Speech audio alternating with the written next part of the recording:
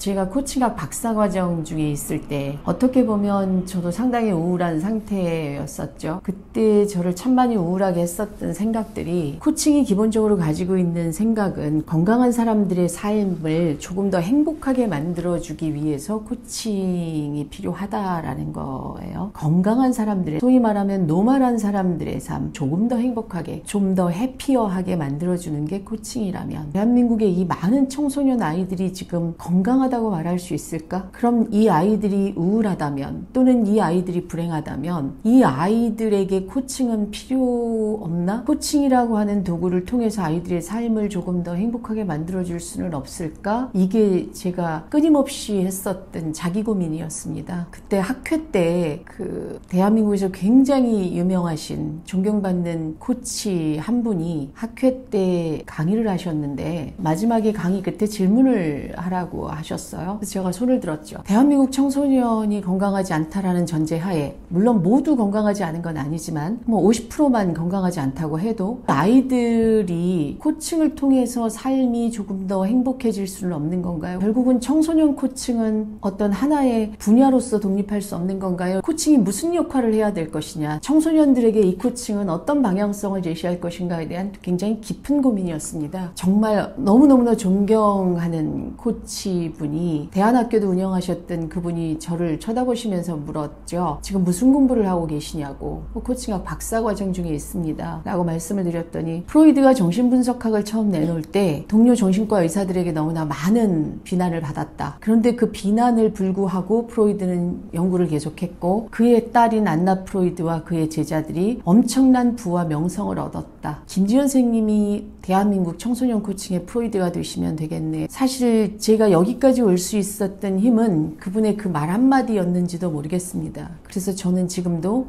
코칭이 청소년 우울, 불행 또는 청소년의 학습적인 부분에 적극적으로 개입하고 그것이 하나의 답이 될 수 있다고 생각하는 사람입니다. 그리고 실제로 지난 1년 반 동안 그걸 하고 있고, 그러면 왜 당신이 하고 있는 건 코칭, 카운셀링일 수도 있고 컨설팅일 수도 있고 멘토링일 수도 있고, 어떨 때는 학습적인 부분에 있어서 티칭도 하는 당신이 하고 있는 게 왜 코칭이냐고 묻는다면, 그 코칭이 가지고 있는 굉장히 인본주의적인 관점, 인간의 잠재력은 무궁무진하다는 것, 그리고 인간은 자기 안의 모든 문제에 답을 가지고 있다는 것, 사실은 이걸 가지고 제가 이곳에서 하고 있는 모든 것이 이 어떤 가치관을 가지고 하는 것이고요. 그것이 결국은 코칭이라고 말할 수 있는 거겠죠. 그렇다면 당신이 하고 있는 코칭이 주로 어떻게 되고 있냐고 물으실 거예요. 김지연이는 그럼 청소년 코칭을 어떻게 하고 있는데, 그 많은 이야기를 지금 해드릴 순 없지만 청소년 우울에 관련한 가장 그 시작점을 사실은 자기 감정 알기에서 시작을 하고 있어요. 그걸 위해서 저희가 직원들하고 이제 굉장히 많은 논문을 보고 이러면서, 우리가 알고 있는 감정이 도대체 몇 가지나 있을까? 우리가 형용사로 또는 동사로 표현할 수 있는 이 감정에 몇 가지가 있을까에 좀 국내에 있는 많은 감정 카드들도 많이 참고를 했는데, 저는 깜짝 놀란 게 우리 안에 있는 감정을 감정 카드로 만들어 봤더니 거의 200개가 가까운 감정 카드가 있더라는 거죠. 180개를 늘어놓고 이 중에서 요즘 느껴지는 감정이 무엇이야? 라고 물었을 때, 자기가 자기 감정을, 카드가 없을 때는 자기 감정을 표현할 수도 없었던 아이들이 그 카드를 놓고 서글퍼요, 너무너무 활기차요, 좀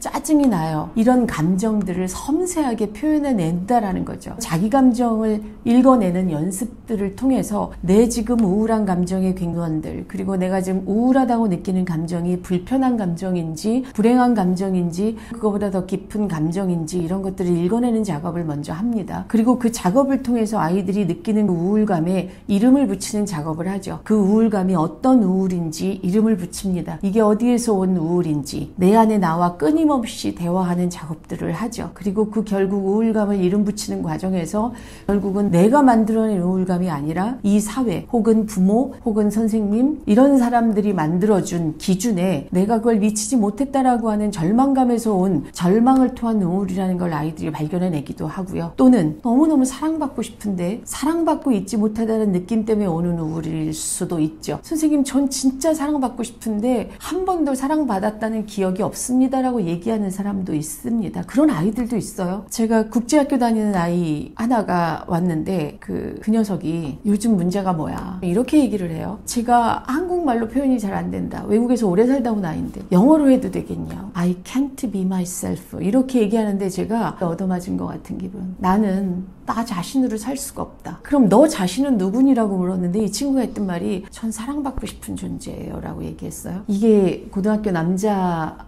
아이라는 생각을 하시면 아니 남학생이 이렇게 섬세할 수도 있어 라고 생각하시겠지만 사실은 우리 모두는 이런 섬세함을 가지고 있죠. 기회가 없어서 내 안의 섬세함을 털어놓지 못하는 거죠. 우린 이 우울의 이름을 붙이는 작업을 해야 된다고 생각을 하고 실제로 제가 여기 현장에서 하고 있는 것이 그것입니다. 그리고 이런 걸 통해서 아이들은 조금 더 자기 자신을 객관적으로 바라볼 수 있는 힘이 생기죠. 그리고 그게 내 탓이 아니구나, 내가 부족해서 그런 게 아니구나 라는 것까지 알게 되면 훨씬 아이들이 감정적으로 가벼워지는 걸 제가 직접 목격하고 또 경험하고 있습니다. 답이 없다라는 생각은 안 해요. 그리고 이 문제가 영원히 해결되지 않을 거라는 생각도 하지 않습니다. 많은 정신과 의사 선생님들이 또 많은 사회학자들이 많은 병리학자들이 이런 얘기를 많이 했어요. 지난 2년 동안 또 언제 끝날지 모르지만 아이들이 정서적인 결핍을 겪었다. 학교에서 친구들과의 관계도 정서적으로 굉장히 원만하지 못했고 물리적으로 학교를 못 갔으니까요. 어른들도 굉장히 불안한 상태에서 아이들에게 정서적인 지원을 해줄 수 없었다.